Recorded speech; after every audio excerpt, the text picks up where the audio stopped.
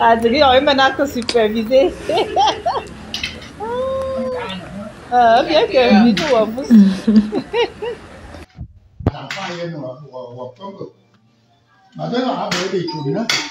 Ah, il n'est pas belle sur ça.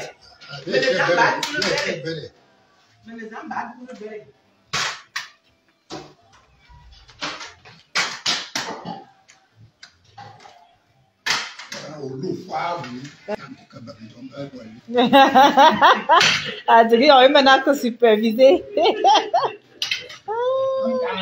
Bien que vidéo à vous.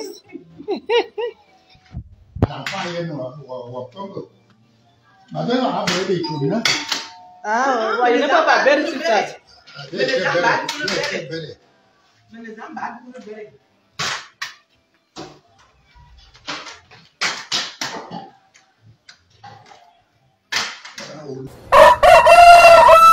Mesdames et messieurs, chers compatriotes et toutes celles de ceux qui me font l'honneur de suivre les actions de SOS Cameroun Solidarité par ma voix, je vous dirai jamais assez merci pour ce que vous nous apportez au quotidien. Sans vous, nous ne sommes rien et nous ne ferons jamais rien.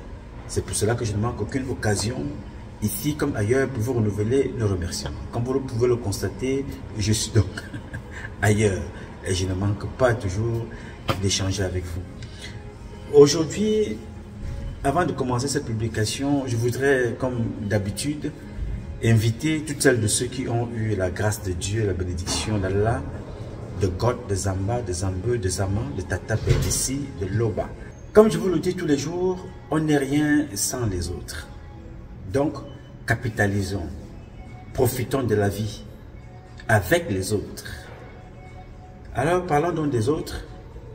Il y a l'une des nôtres qui nous a quittés, Kala Lobé, journaliste de renom, international, national. Elle était une femme aimable. À mon nom personnel, nous y reviendrons encore plus profondément sur son départ.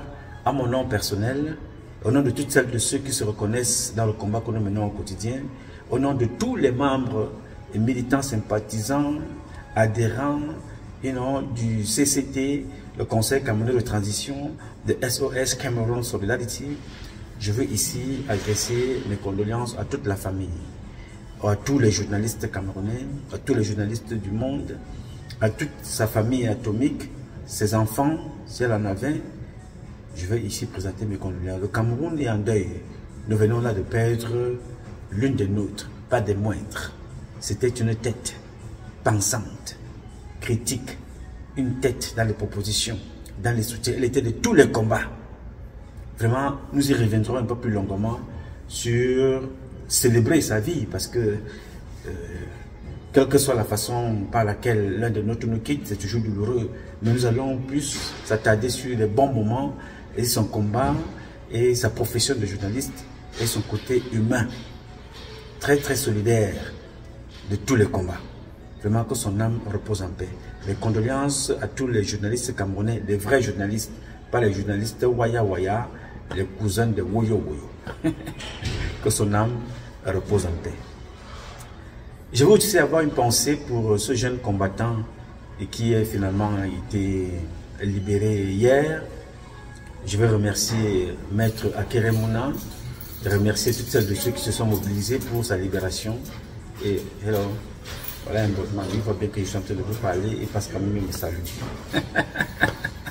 Pour interrompre les langues de la communication, mais on prend quand même les salutations. You know? Bien, alors vraiment, je voudrais donc avoir une pensée profonde pour ceux qui ont intervenu. La mobilisation des activistes et toutes celles de ceux qui, d'une façon ou d'une autre, ont quand même passé un petit message pour soutenir ce compatriote. Il n'est pas seul, il y en a encore d'autres en prison. Ils sont encore nombreux qui sont en prison. La mobilisation doit continuer jusqu'à ce qu'on ait chassé ce système-là, démoniaque, qui détruit comme ça des vies et des familles. Mes chers compatriotes, je voudrais donc vous parler ce matin très rapidement. Vraiment, ça va être, c'est rien qu'une introduction. Je vais développer dans une prochaine publication quand je vais rentrer, c'est de retour chez vous. Je vais vous parler d'un phénomène qui est devenu un mode de vie et qui détruit les vies au Cameroun chez nous. Ce phénomène-là veut que le secrétaire général à la présidence, M. Ngongo Ferdinand, passe plus de temps à coucher avec les femmes de certains de ses collaborateurs, coucher avec les femmes de certains ministres, coucher avec les filles de certains ministres, coucher avec les enfants de certains ministres, filles comme garçons, des directeurs généraux, des personnalités connues et même des personnalités lambda, des fonctionnaires. C'est devenu très grave.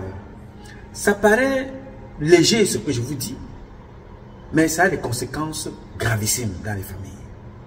Imaginez-vous votre épouse à la maison qui quitte parce qu'elle va travailler, va sortir avec Ngongo, contracte là-bas une maladie, revient avec ça à la maison. Vous venez contaminer votre mari à la maison.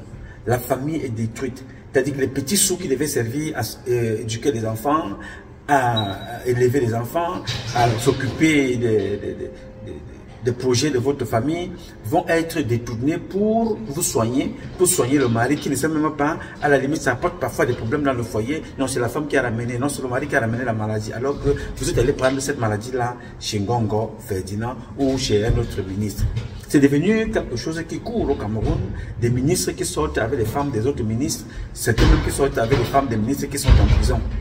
Oui, monsieur, des ministres qui sortent avec des femmes des personnes. Dès que tu cherches le boulot, automatiquement, ta femme est obligée de passer à la casserole.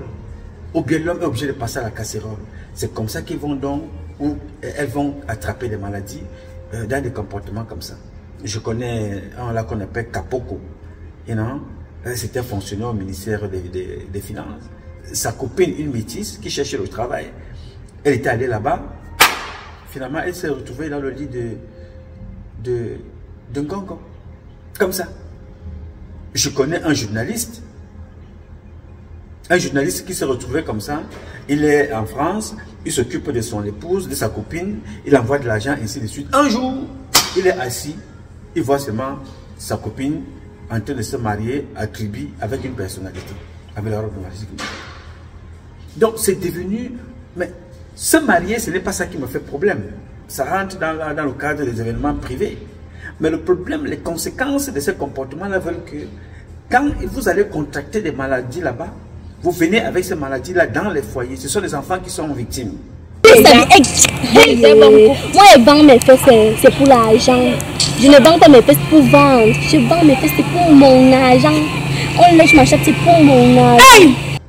Je vous ai parlé de l'autre jour d'un autre qu'on appelle Bikele, Simon Pierre.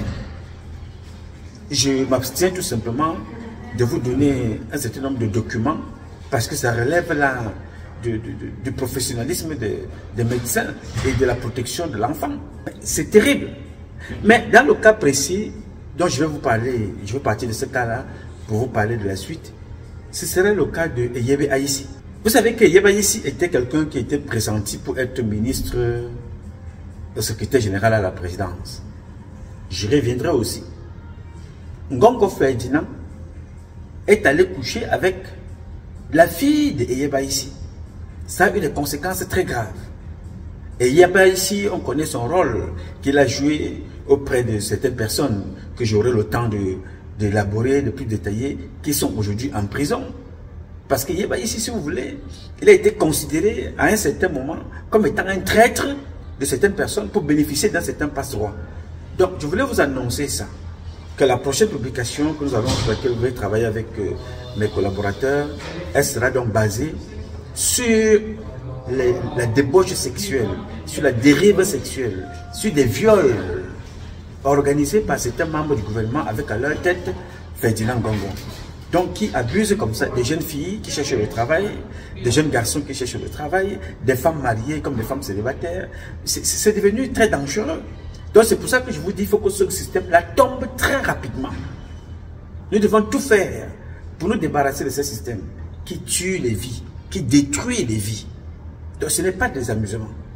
Jusqu'aujourd'hui, on ne sait pas où est passée l'enquête de ce petit enfant dont on nous dit avoir été abusé sexuellement chez Ngongo Ferdinand avant d'être assassiné. Où est l'enquête de cet enfant-là? Son père était cuisinier chez Ngongo. Je dis ici, ce que je veux dire là maintenant par la suite, c'est, je vous rapporte là ce qui est dit de ça et là. Cet enfant avait été abusé sexuellement avant d'être tué. Cet enfant était régulièrement abusé sexuellement avant d'être tué. Est-ce que ce qui est dit est vrai?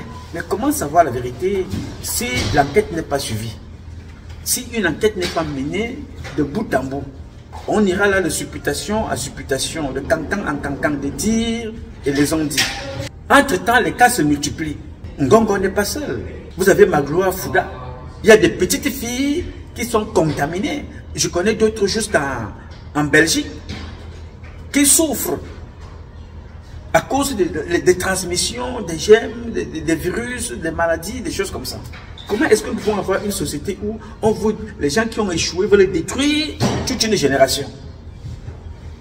Nous ne vivons pas le futur. Il faut que tu notes ça, mon petit Eric, toi qui me posais des questions hier. Je ne vis pas le futur aujourd'hui. Ce que je suis en train de vivre, je vis deux vies. Je vis le présent et le futur que voulait Omniobé. C'est ça que je vis maintenant. Moi, je suis en train de bâtir le futur des autres. Il faut que tu notes ça. Chaque fois que nous vivons, chaque jour tu te lèves, tu es en train de vivre avec ce que les autres ont prévu pour toi. Ils ont prévu de te faciliter la vie. Plusieurs présidents africains ont adopté cette façon de vivre, et même des personnalités africaines. Vous vous souvenez du ministre de Mobutu, de ce qu'il disait que Mobutu avait... Bon, il avait dit ça comme ça, il ne voulait pas dire que Mobutu avait couché avec sa femme, il avait dit que Mobutu avait dragué sa femme à table. Parce qu'il ne pouvait pas, c'était honteux de dire que Mobutu avait couché avec son épouse. C'est celui-là qui disait aussi qu'il avait vu Mobutu boire le sang humain. Vous avez peut-être oublié la tête de ce ministre-là. Réécoutez ce qu'il disait. Il avait beaucoup de gris-gris, beaucoup de talismans. Je ne sais pas si Mobutu a eu les plus grands magiciens de ce monde, les plus grands marabouts de ce monde, les sorciers les plus puissants de ce monde. Les magiciens, je les ai vus personnellement. Je l'ai vu boire un verre de sang humain pour son pouvoir, pour sa force, pour son autorité. C'était incroyable. Bien, vous avez écouté? C'est lui qui avait vu Mobutu boire un verre de sang humain. C'est aussi avec sa femme que Mobutu avait, Donc, alors, c'est des comportements qui détruisent nos valeurs. Avec autant de femmes, avec autant de femmes libres, avec autant de filles célibataires, que tu as épousé une Sénégalaise, une Cap-Verdienne, que tu as épousé une Ivoirienne, une Camerounaise, même il y en a en cascade. Mais pourquoi est-ce que tu trouves intérêt à aller coucher avec la femme de ton frère, la femme de ton subordonné, la femme de ton collègue? C'est devenu quelque chose au Cameroun qui est à la mode, c'est les membres du gouvernement. Je vous dis, les hommes qui sont en prison, leurs femmes sont des semi-prostituées dehors. Des prisonniers que vous voyez là, des ministres, des directeurs généraux. Bon, je ne vous parle même pas des militaires qui vont en formation, le capitaine, le commandant de compagnie, le commandant de groupement, le commandant de bataillon vient récupérer la femme d'un subalterne et commence à coucher avec elle. Mais vous ne pouvez pas imaginer le désordre que les gens ont installé dans des familles, détruisant ainsi des familles, dans tous les domaines, professionnellement parlant, socialement parlant et physiquement en parlant. Donc, je vais vous parler du cas de Eyeba Issi, qui était passé à 2 doigts de devenir ministre, secrétaire général à la présidence. Mais qu'est-ce qui s'était passé exactement? Ngongo qui a donc couché avec la fille de Eyeba Issi. Elle travaille dans un ministère au Cameroun. Je vais y revenir sur un peu, avec plus de détails sur cette affaire. Et je vais rentrer également dans des filiations dans notre administration camerounaise. La famille, toute la famille de Eyeba Issi qui travaille, ou presque, toute la famille et les copines de Ferdinand Ngongo qui travaillent, ou presque, je vais essayer de vous dire pourquoi est-ce que notre société, toute la famille de Ngongo, les copines, jusqu'à Paris, dans les ambassades, dans les organisations, dans les missions diplomatiques, leurs enfants, je vais aller ministre par ministre. Nous allons donc commencer d'abord par le ministre Eyeba Issi et sa fille, Quand nous allons finir avec le ministre Eyebaïssi et sa fille, nous y reviendrons maintenant dans une autre publication de M. Eyebaïssi et ses enfants. Nous allons, et les filiations, parce que ces gens-là, ils ont des tentacules un peu partout dans la République. Bon, s'ils ont ces tentacules-là et qu'ils travaillent bien, je comprendrai. Mais si le Cameroun plonge comme il plonge là, et que tout ce qui brille pour eux, c'est les débauches sexuelles, dépravation sexuelle entre les sodomifiants pro-max et entre l'inceste, entre coucher entre les ministres, les femmes et leurs enfants, entre les femmes des ministres et Ngongo. Vous ne pouvez même pas imaginer. C'est grave, c'est ce que je vous dis. Hein. C'est très grave ce que je suis en train de vous dire actuellement. Parce que les conséquences sont sérieuses. Dans la République, dans les familles, au travail, la santé physique, les conséquences sont très graves. Donc, je me bats ici pour vous dénoncer toutes ces choses-là, mais avec une précision. C'est que il faut que ça change. Pour que ça change, nous avons pour mission de nous mobiliser pour chasser ce système-là. Chasser ce système-là. Parce qu'il y a des ministres dans ce gouvernement, certains qui vont servir, vont nous servir comme des conseillers. Il y a des gens qui sont là, donc vous n'entendez pas parler de leur nom. Mais ils sont là. Leur travail ne peut pas exceller, il ne peut pas être bien vu, ou bien promu. Pourquoi? Parce que on ne veut pas ceux qui travaillent bien. Le régime de Biya n'est pas là pour travailler bien. Ils sont là pour détruire toutes celles et ceux qui tentent de se lever. Mais ils sont formés pour distraire et détruire toutes les compétences. Donc c'est pour ça qu'il serait très très important pour qu'on se batte, pour que ce système-là change. Donc je prends toujours ici le temps de vous informer de tout ce qui se passe chez nous. Pas avec la volonté de salir, de nuire, d'insulter ou de critiquer. Non, j'assume d'ailleurs. Je suis seul à assumer ce que je dis, ce que je fais, en tout lieu et en toutes circonstances. C'est d'ailleurs pour ça que je donne toujours mon numéro de téléphone. Si quelqu'un n'est pas content de la publication, il me donne sa version de fait. Il a mon numéro de téléphone. Il se plaint publiquement dans une justice au Cameroun, en France, aux États-Unis. Vous avez mon adresse, où il s'adresse à Dieu et Dieu saura comment me punir. Donc c'est pour ça que je donne mon adresse ici. Parce que ce que nous disons ici, c'est pour préparer le futur des autres, comme nous vivons aujourd'hui le futur de Omniobé. Omniobé se battait pour nous. Les autres se battaient pour nous. Pour que nous soyons plus ou moins libres, pour que nous soyons comme nous sommes à l'antenne de nous battre là. Donc quand ils se battaient, c'est pour que nous soyons là. Alors, nous devons nous battre pour que les autres soient là. Allons nous laisser un pays où les enfants sont atteints de toutes sortes de maladies.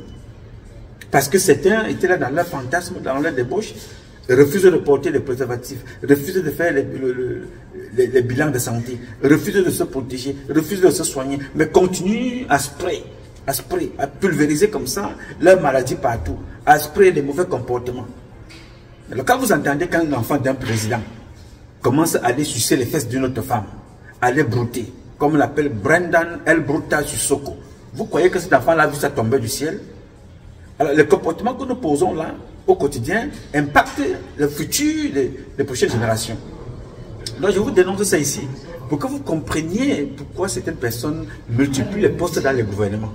Quel a été leur rôle et leur mission. Vous devez le savoir. Oui, quand vous voyez les gens aller de poste en poste, vous croyez qu'ils travaillent bien. On te prend au ministère des Relations extérieures, on t'amène dans un autre ministère, on t'enlève dans un autre ministère, on t'amène au Minader, on t'amène du Minader, on t'amène dans un autre ministère, ainsi de suite. Tu crois que c'est parce que tu travailles bien? Non, c'est parce que tu es fournisseur de quelque chose, ou bien tu as joué le rôle de traître par rapport à quelque chose. C'est comme ça. C'est comme ça que ces gens-là fonctionnent. Observez un peu le ministre Etundi, qui est d'ailleurs mort lui aussi, parce qu'il était éternel, qui avait confisqué la villa d'une personne.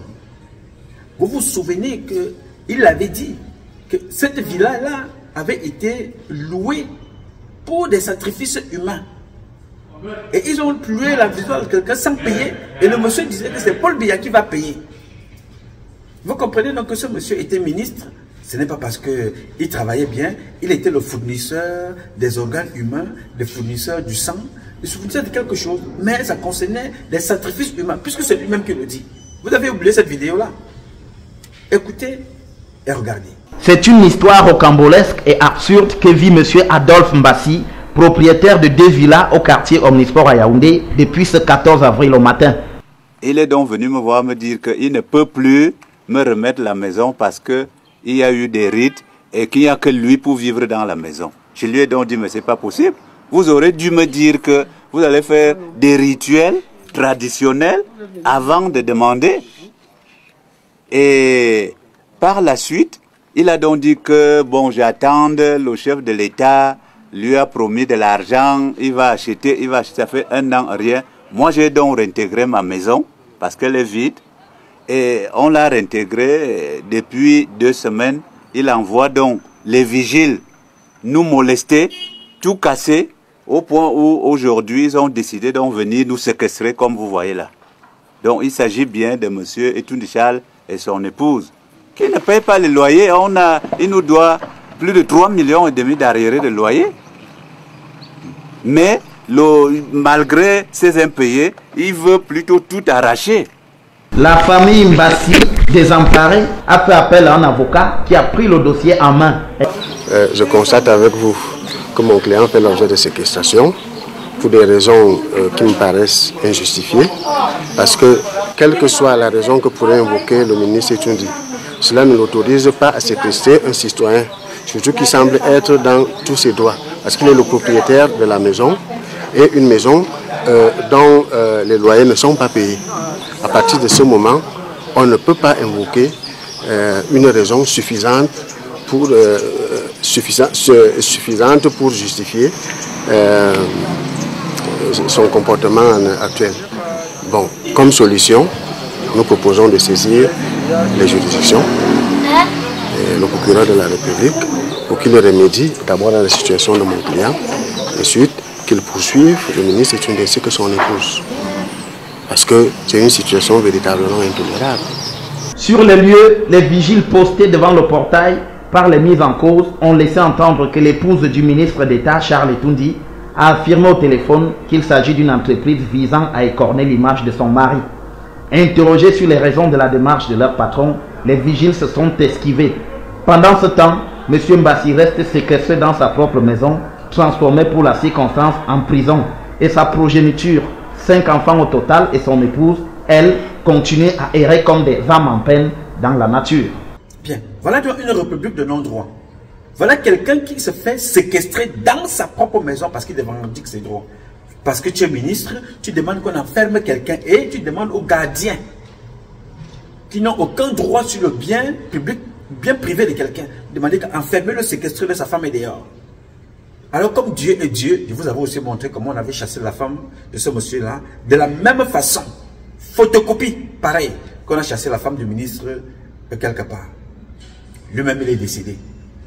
Donc, les gens que vous voyez au pouvoir, là, c'est le sexe, dépravation sexuelle, la débauche sexuelle, le satanisme, la traîtrise, la méchanceté, servir Satan, la promotion du sodomifiant, c'est ça qui les maintient au pouvoir.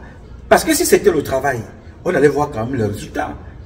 On prend quelqu'un, on amène à un autre endroit, parce qu'on a vu ce que tu as fait comme boulot. Mais quand vous regardez tous ces ministres-là, vous vous posez la question que c'est quoi? Je vais rentrer dans la famille de Yeba ici, vous allez comprendre la gravité de la situation. Les femmes, les enfants adoptés, les fils, les filles, les postes de chacun. J'y reviendrai. Mais ce n'est pas le but de cette publication. C'était pour vous annoncer ce qui va être publié, les rubriques qui vont suivre. C'est-à-dire la rubrique de Ngongo qui couche avec la femme de plusieurs ministres. Ferdinand Ngongo, tu vas mourir. Pratiquer autant de magie noire sur tous ces chefs d'État, tu vas mourir. Je sais comment vous fonctionnez. Je sais comment vous fonctionnez. Pour la simple raison que j'ai fait partie de cette chaîne. J'ai été un maillon de la chaîne. Lorsque j'étais sous l'emprise d'Abdoulaye, je sais ce qu'il exigeait de moi.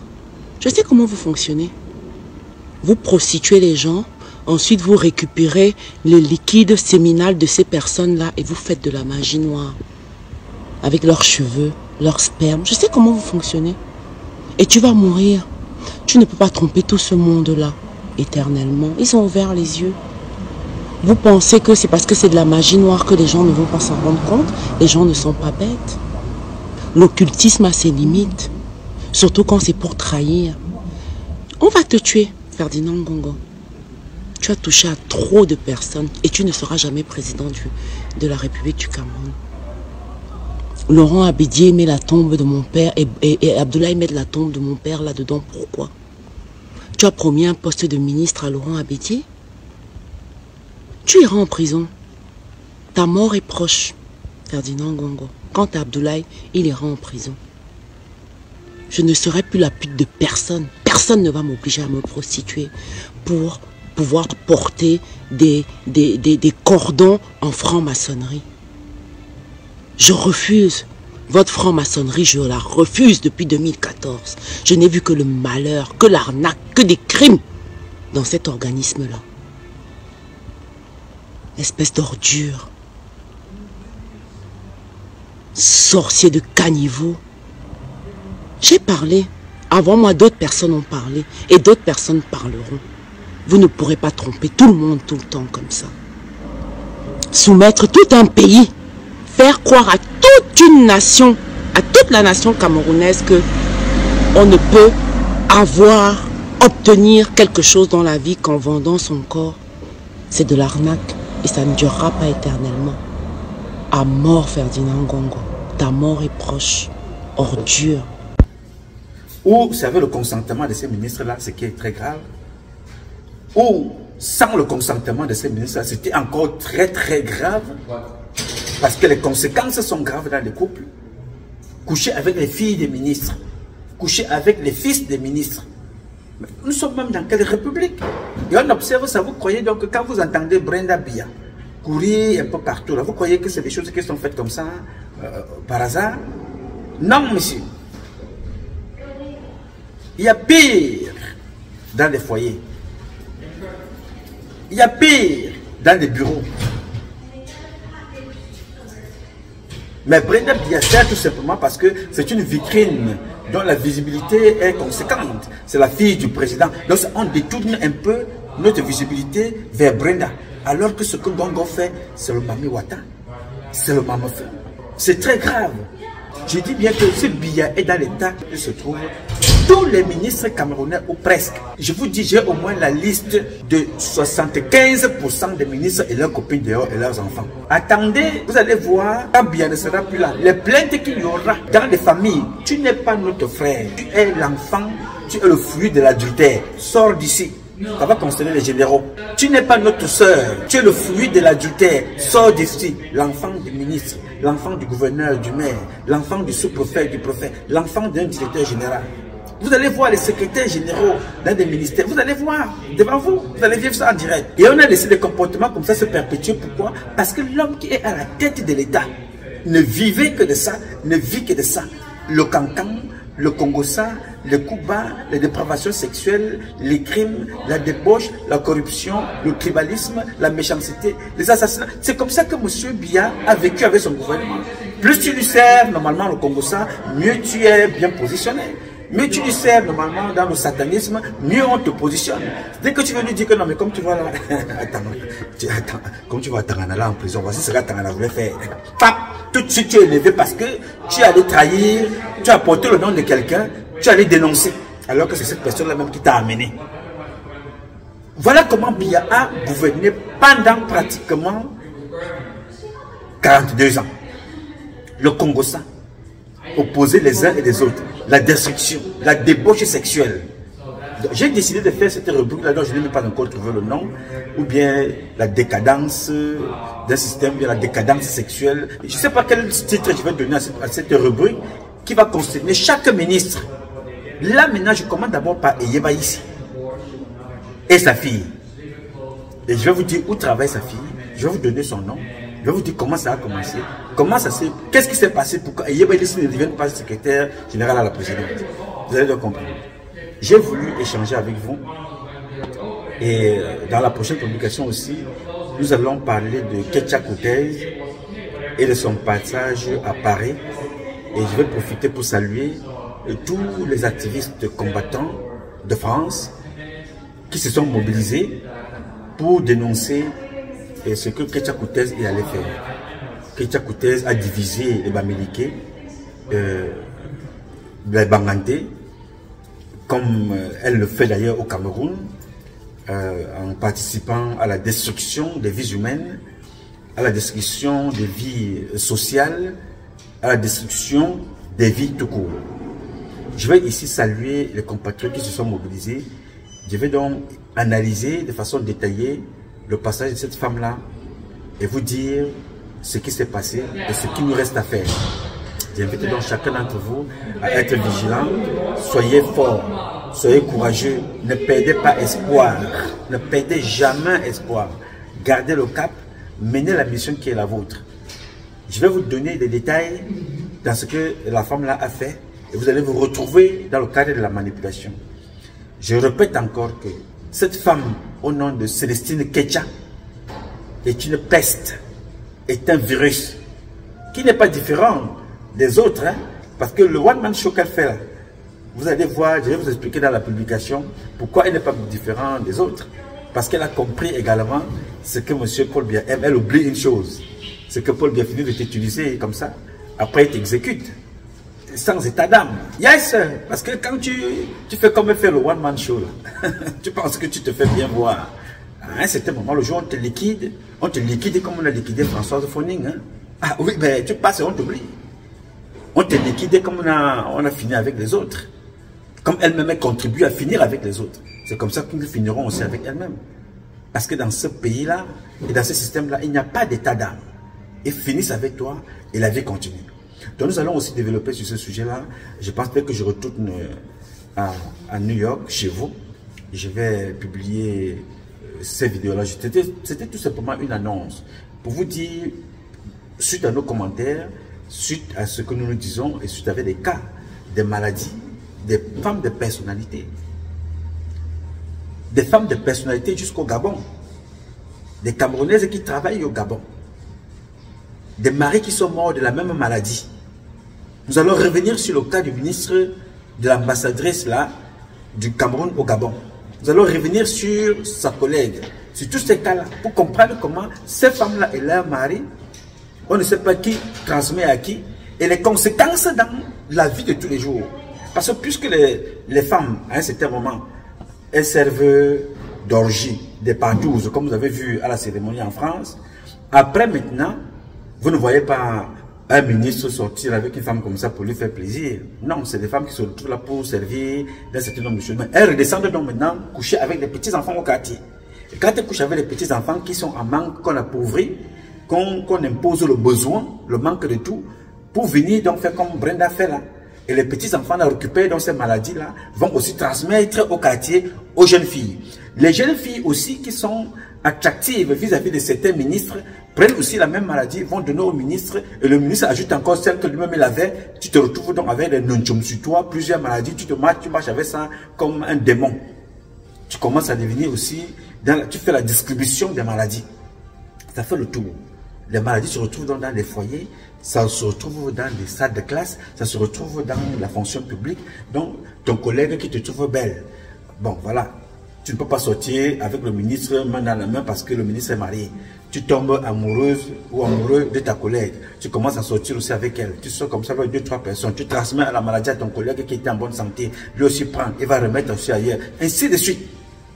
Vous ne pouvez pas imaginer, mes chers amis, le boxon dans lequel ces membres du gouvernement sont en train de mettre le Cameroun avec cette histoire de transmission et retransmission et distribution des maladies. Vous ne pouvez pas imaginer, mais la situation est grave. Donc les enfants naissent, les bébés naissent avec des maladies, on commence à leur donner les sirops, antibiotiques sirops, étant bébé. Ça veut dire que la situation est très grave. Donc notre mission ici est de vous sensibiliser, de dénoncer avec des éléments de preuve à l'appui. Donc nous allons parler du cas de Yeba ici. Dès que je rentre à New York, Ferdinand Gongo qui couche avec les femmes des ministres. Le cas de Yeba ici, en téléchargement. Ok. Je vous souhaite une très bonne journée.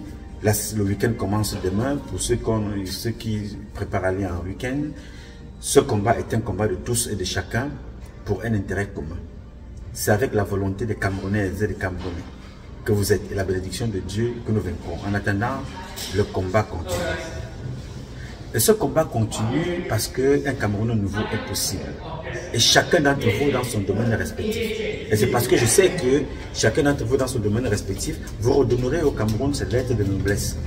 Et vous ferez de ce pays-là la capitale du paradis sur terre. Plus que le Rwanda, plus que la Guinée équatoriale, plus que les États-Unis, plus que la France, plus que la Chine. Parce que je sais ce que vous valez.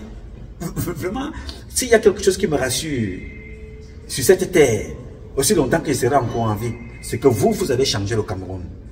Je n'ai pas, sur ce côté-là, je n'ai pas d'inquiétude. Nous n'irons pas chercher l'expertise ailleurs. Non. La seule chose que je vais aller chercher dans votre fort intérieur et le sortir, c'est le courage et vous permettre de croire en vous et vous rassurer que vous êtes en sécurité. Que tu puisses écrire en tant que journaliste comme Karalobe et étant sûr que quand tu publies, que tu aies des preuves. Que tu puisses priver quelqu'un de liberté parce que tu es un policier, parce que tu as mené des preuves, pas parce qu'on t'a instruit d'aller prendre quelqu'un. C'est ça, cette sécurité-là, dans tous les domaines. Sécuriser notre administration, sécuriser le Camerounais dans sa vie de tous les jours, sécuriser l'enquêteur dans sa connaissance, dans son intégrité, dans son professionnalisme, dans sa façon de vouloir faire, bien pour encadrer ses compatriotes. C'est ça une mission. La première mission d'un chef d'État, c'est d'abord sécuriser son pays, sécuriser les frontières de son pays, sécuriser son peuple. La mission d'un chef d'État, la sécurité. Oui, monsieur, la première mission d'un président, c'est de sécuriser les frontières de son pays, sécuriser les Camerounais, les citoyens et leurs biens. C'est sa première mission. Parce que quand vous êtes maintenant en sécurité, là-dedans, dans votre sécurité, vous commencez donc maintenant à chercher le travail, dans la sécurité, à vous élever, à construire, à développer, à penser votre pays. Vous devez d'abord être en sécurité. C'est pour ça que chaque fois que tu veux construire une maison, quelles sont les premières actions que tu poses? Cette terre-là que tu as acquise, le titre foncier. Quelle est la prochaine action? Mettre une barrière. Première action, c'est de mettre la barrière autour de ton terrain avant de construire. Et cette sécurité-là, on la retrouve partout, dans tous les domaines. Quand un bébé naît, première sécurité, il faut des injections pour qu'il n'attrape pas des maladies parce qu'il est fragile. Il faut qu'il soit couvert. La sécurité dans tout. Le seul ne peut pas sécuriser son peuple. Et quand laisser son peuple comme ça à la merci des gens qui n'ont pas le contrôle de la veine principale, il faut l'injecter un peu partout. Parce que comme tu es ministre, secrétaire général à la présidence, il faut coucher avec des femmes. Les femmes des gardiens. Lors d'une fête, tu vois la femme du chauffeur qui te présente son épouse. Il est fier qu'il a présenté son épouse à son patron. Pas derrière, tu couches avec son épouse. La femme du garde du corps. Il est fier que non, viens aussi saluer mon patron. Tu entends seulement un gongo à la télévision. Voilà mon patron. Excellence. Je vous présente mon épouse. C'est parti.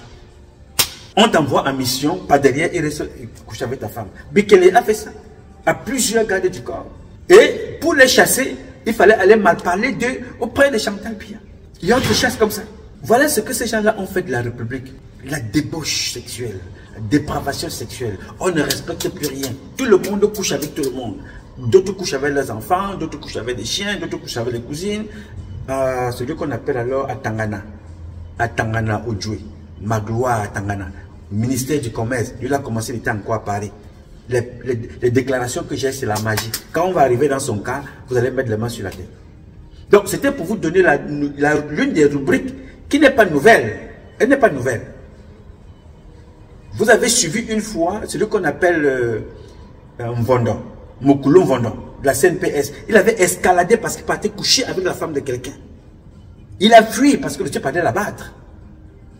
Quand vous avez des comportements comme ça, des messieurs comme ça sont encore à la tête des institutions de l'État. Ils devraient être jetés en prison et révoqués de la fonction publique. Parce qu'au-delà de la fonction, vous êtes des exemples. Au-delà de la fonction, vous êtes des exemples dont la jeunesse doit se référer pour avancer. Donc vous êtes là maintenant pour détruire les jeunes. Vous couchez, vous détruisez les enfants à l'université, d'autres couchent avec les préfets. Encore là, une autre information, en passant comme ça, ce n'est pas un mal perdu. Encore Bikele, il y a l'une de ses copines. Nous y reviendrons, je ne veux pas m'éparpiller. Je voulais juste vous annoncer un phénomène qui accourt chez nous.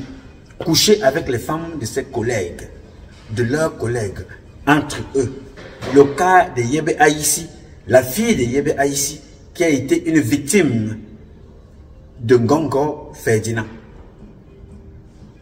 Quand je vous parlais de Ngongo Ferdinand, vous ne savez même pas ce que sa femme a aussi fait avec des militaires, je vous avais déjà parlé ici. Donc pendant que Ngongo dose de l'autre côté, dose, sa femme aussi est en train de distribuer de l'autre côté, elle c'est la préservation. Le recueil du sperme. Mais Atebe Yene vous disait quoi? Embouteillage, embouteillage. Pour moi, je le répète, je persiste. Le Cameroun n'a pas de problème. Le Cameroun n'a que le problème de son élite. C'est l'élite qui cause tous les problèmes que nous avons. L'élite s'enrichit, elle est injuste, elle est dans l'homosexualité. Regardez un journal, Triennal, révélation satanique d'une prostituée de luxe. J'ai vendu du sperme au ministre. Voilà le journal. On n'a pas dit qu'on a vendu au Bayam Salam ou au motoman ou aux étudiants. On a vendu au ministre. Alors, la question c'est, quand les ministres achètent le sperme, c'est pour faire quoi avec? C'est le sperme de qui? C'est ça la question. Vous avez lu le livre de Titus Edouard. Il dit que il y a des séances pour boire le sang. C'est le sang de qui? Dans la séance là, c'est qui et qui et qui et qui? Il y a un livre qui circule. Allez sur le net, Cameroun 100%. Vous entendez ce que Balango dit? Il raconte comment on tue les gens, on égorge les gens, etc. Est-ce que c'est ça que le président Paul Biya nous a promis? En 1982, le président Paul Biya a dit rigueur, moralisation, justice sociale, etc. 30 ans plus tard, nous sommes dans la vente du sperme. On boit le sang, on égorge les enfants. Voilà. Quand Atebe Yene parle du sperme là, la femme de Ferdinand Ngongo est impliquée à l'intérieur avec la mort de Jean-Louis Mabenga et le cousin de Jean-Louis Mabenga. Vous comprenez? Moi, je ne suis pas au Cameroun. Je vous dis, le seul mérite que j'ai ici, il y en a deux. Celui de vous donner l'information avec les preuves à l'appui et celui de conserver mes sources d'information. Je n'avais jamais publié le nom de quelqu'un ici, avec laquelle une personne avec laquelle j'ai parlé en privé.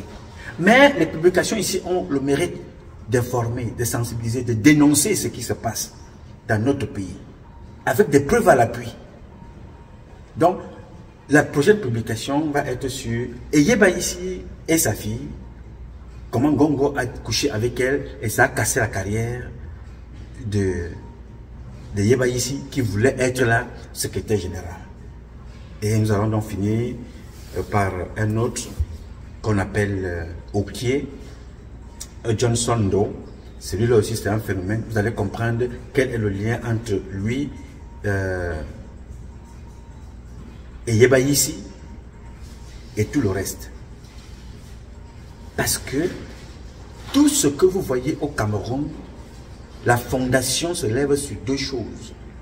La fondation de tout ce que vous voyez là, l'imposture, trouve sa naissance, la dépravation sexuelle, la soumission, les patouses, le sexe, le sang, la chair humaine, les corps, les cadavres, les assassinats. C'est-à-dire que ça trouve leur corps dans tout ce que vous voyez là.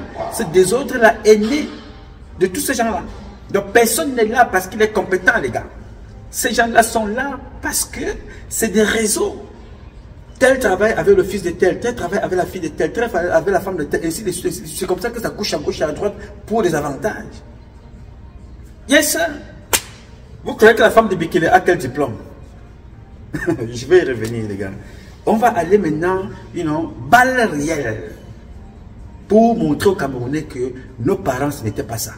C'était l'élévation, c'était le développement, c'était la pensée spirituelle, c'était la pensée idéologique, c'était la pensée sociétale, c'était la pensée de la nation.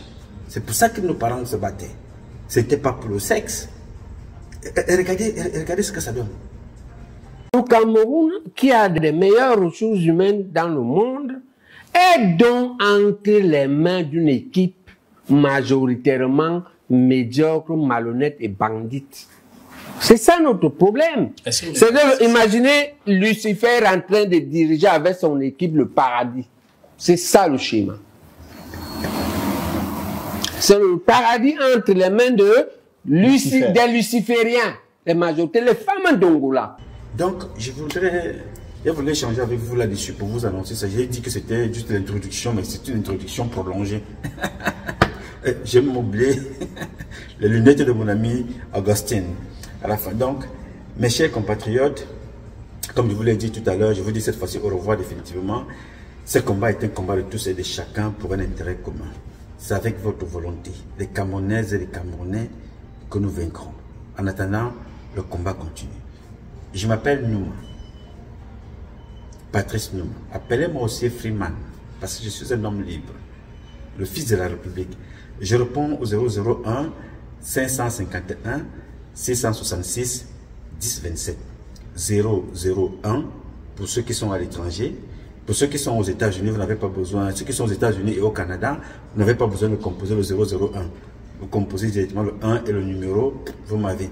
Ou voire même le 551 666 1027 directement. Donc, vous qui êtes à l'étranger, vous composez le 001 551 666 1027. I love you, but God love you more. J'ai oublié quelque chose. J'ai retrouvé l'alphabet bantou. Vous qui me posez souvent la question, pourquoi le triangle que je pose souvent sur ma table quand je suis chez vous? Je recherchais là où j'avais gardé ça et j'ai retrouvé dans l'alphabet bantou. Vous allez retrouver l'alphabet bantou, vous allez retrouver le triangle là dans l'alphabet bantou. Et vous allez chercher à savoir à quelle lettre correspond l'alphabet bantou. Parce que certains sont venus un peu plus tôt chez nous, voler certaines de nos traditions et de nos richesses pour en faire des dépravations aussi chez eux. Et venez vous faire croire que quand c'est chez eux, c'est la promotion de ce que vous avez vu en France à l'olympisme, là, le satanisme. Non. Il faut aller chercher à comprendre la véritable explication du triangle chez nous. Allez sur ma page Facebook. Vous allez trouver ce tableau-là, l'alphabet bantou. Vous allez trouver le triangle à l'intérieur pour vous montrer que nos parents étaient très avancés. Ils ne sont pas comme ceux qui sont là aujourd'hui, dont leur résistance ne se lève que en allant montrer les fesses dans les réseaux sociaux, en mal parlant des uns et des autres. Non, nos parents pensaient. Il y a l'alphabet bantou qui s'écrit et qui se lit comme l'arabe aussi, comme l'alphabet bamoun. Donc nos parents pensaient. Soyez cette jeunesse-là qui pense pour demain. Sinon, nous allons être les derniers. Faites attention. Il faut penser maintenant ce qui doit exister après Internet. Parce que le jour où ils vont se lever, ils vont shut down Internet. Nous qui sommes déjà attachés à Internet, là, nous allons tout perdre. Vous avez vu qu'ils m'ont pris encore une page, ils sont en ce moment au tribunal, avec plus de 3000 vidéos. Je suis le Camerounais qui avait plus de vidéos dans les réseaux sociaux jusqu'à l'heure actuelle. Donc, l'une de mes pages est au tribunal à cause de ces gens-là qui contrôlent ces choses-là. Donc, si vous ne pensez pas comment archiver vos choses, demain, ne perdez pas la main de l'écriture. Ne perdez pas les machines qu'on avait avant, qui sortaient le document vers le haut comme ça. Ne les perdez pas. On appelait ça quoi, la dactylo. Hein? Ne perdez pas ça. S'il faut même penser comment les réformer, redévelopper ça, reconstruire ça nouvellement, il faut s'inspirer. Parce que nous avons affaire aux gens qui sont très méchants dans la société. Donc faites attention à vous. Pensez le devenir. Dans 150 ans, vous et moi, nous ne serons plus ici. Tous ces gens que vous voyez sur terre là, dans 150 ans, 180, il y aura plus personne. Qu'est-ce qui va nous rester? Est-ce que tu as pensé comment tu seras enterré? Aujourd'hui, toi, tu es content de voir comment on va déterrer les pharaons. Et toi, quand tu vas enterrer ton père, on te dit, va voler ses organes, va vendre ses restes. Et tu veux que ton histoire reste comment? Comment veux-tu faire perdurer ton histoire quand tu n'es même pas capable non seulement de vivre aisément, respectueusement, d'être enterré respectueusement et qu'on respecte ton corps. Mais vous êtes des milliers à aller regarder à la télévision comment est-ce qu'on a retrouvé tel pharaon, comment le corps était protégé. On continue à retrouver aujourd'hui les restes des autres. Vous faites quoi pour qu'on retrouve les vôtres? Vous faites quoi pour qu'on retrouve les vôtres? Rien, n'est-ce pas? Nous allons donc y contribuer à vous ramener à l'essentiel et que chacun de vous sache pourquoi il est sur cette terre. Nous ne sommes pas sur la terre comme étant des figurants. Nous sommes sur la terre, bien qu'étant de passage, nous sommes là pour pérenniser l'existence de Dieu et de l'humain par la retransmission des valeurs.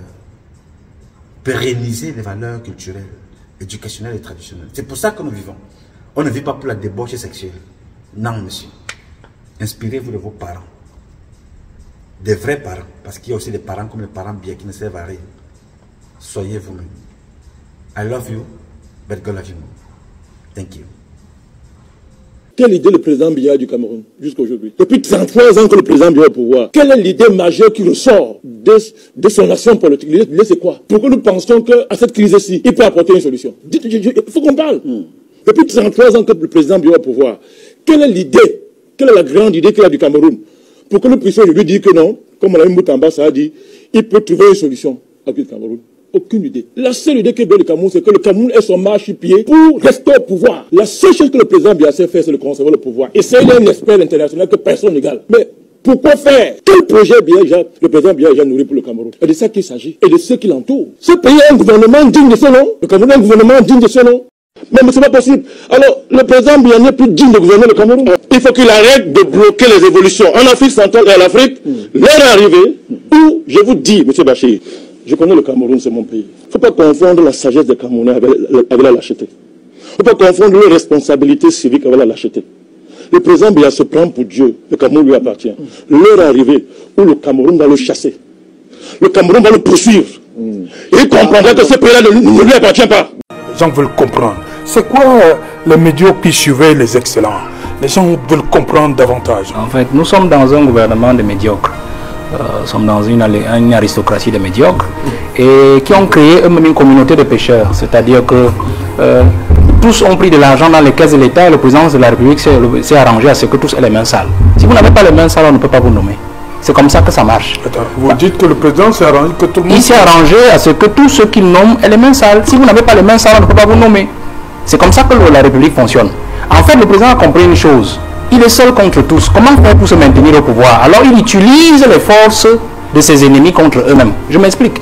Les médiocres, il les prend, il les met au-dessus des plus méritants. Et c'est les médiocres là qui sont au-dessus des plus méritants qui s'arrangent à ce que les plus méritants n'émergent jamais. Vous avez dit quoi? Je m'explique.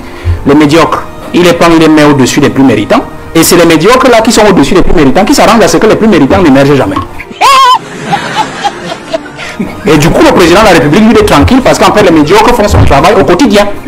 Et s'arrange à ce qu'aucun méritant n'émerge pour régler le problème du président de la République. C'est comme ça que ça fonctionne dans cette République.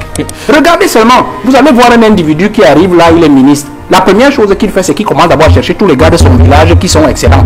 Il les jette loin de lui. Ensuite, il cherche dans le ministère encore qui a un diplôme le plus élevé ou qui a des excellents états de service. Il les met hors de l'affaire. Il part donc chercher ses amis et il les amène près de lui. C'est comme ça que ça marche. Oui. Je vous prends un simple cas. Vous allez voir par exemple que si vous prenez au ministère des Finances, vous avez par exemple vu, si vous prenez un ministre qui arrive aux finances, ou laissons les finances, l'économie, les postes comme la direction des investissements, vous savez où il peut aller chercher, non? On peut aller chercher quelque part dans un petit village, un petit enseignant là. On sait qu'il ne connaît rien de l'affaire. Il n'est même pas, il n'est rien du tout. On le place là. On sait que quand on lui demandera de décaisser, il va décaisser. Et c'est comme ça que ça marche. Et on lui rappelle en fait que vous n'êtes qu'un petit enseignant de philosophie. Donc vous faites comme vous marchez comme on veut. C'est comme ça que ça fonctionne. Donc Biya a travaillé comme ça dans ce pays. Pour se maintenir, il a utilisé les énergies de ses ennemis contre eux-mêmes. Et c'est comme ça que ça fonctionne. Les médiocres, c'est eux qui veillent à ce que les plus méritants n'émergent jamais. Et quand vous avez donc étranglé l'ascenseur social, parce que c'est de ça que je veux parler, vous avez étranglé l'ascenseur social, vous arrivez donc à ce que nous voyons aujourd'hui. C'est-à-dire que le médiocre qui veut se maintenir, qu'est-ce qu'il fait? Il chasse déjà toutes les compétences. Et en plus, il veut plaire au parti. C'est ce que disait M. Emilien Tangna tout à l'heure. Il veut plaire au parti. Et pour plaire au parti, il fait comment? Il doit mettre la main dans la caisse. L'argent, il doit sortir des grosses voitures pour aller au village et narguer les plus méritants pour dire. D'ailleurs, on vous dit souvent que tout l'école que vous avez fait là, monsieur, tout ça vous a servi à quoi? Puisque vous êtes au même endroit et moi je suis ministre. C'est comme ça que ça marche. Et à la fin, on ne travaille pas. Le peuple trinque. Ça fait qu'aujourd'hui, l'ascenseur social a donc été grippé. A donc été anesthésié. Les fils de cacaoculteurs, les paysans ont entre-temps eu des médecins, ainsi de suite. Ils sont allés plus loin.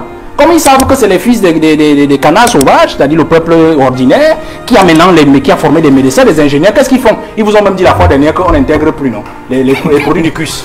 Parce qu'ils savent que c'est eux qui vont les soigner, les fils des pauvres, c'est eux qui vont les soigner. Vous Pourquoi est-ce que les hôpitaux n'ont pas le meilleur plateau? Parce qu'en fait, il ne faut pas que les populations soient en santé. C'est comme ça que ça marche. D'ailleurs, une anecdote dit que Mobutu, notre chef d'État, dit, mais grand frère, comment on fait pour se maintenir longtemps? On pourrait dire, il faut affamer ton peuple. On a coupé les salaires de tous les fonctionnaires au moins 3 fois, entre 1990 et 2000. Hein? On a coupé tout le monde 3 fois.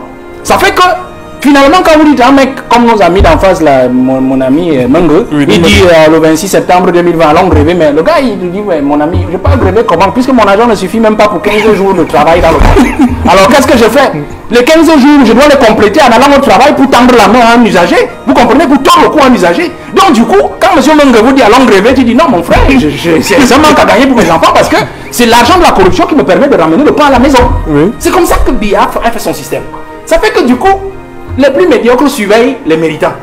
Et l'excellence est morte. Du coup, le peuple trinque. Il n'y a pas d'école, il n'y a pas de route, il n'y a pas de ceci. Regardez, vous avez vu par exemple le ministre Garga, en son temps ministre de la fonction publique, il dit, à 89, il dit on vole, on met les mains dans la caisse, le président dit que ce sont les preuves. Et pourtant le président savait bien qui vole. En fait, il était en train d'accumuler les dossiers des uns des autres pour pouvoir s'en sortir.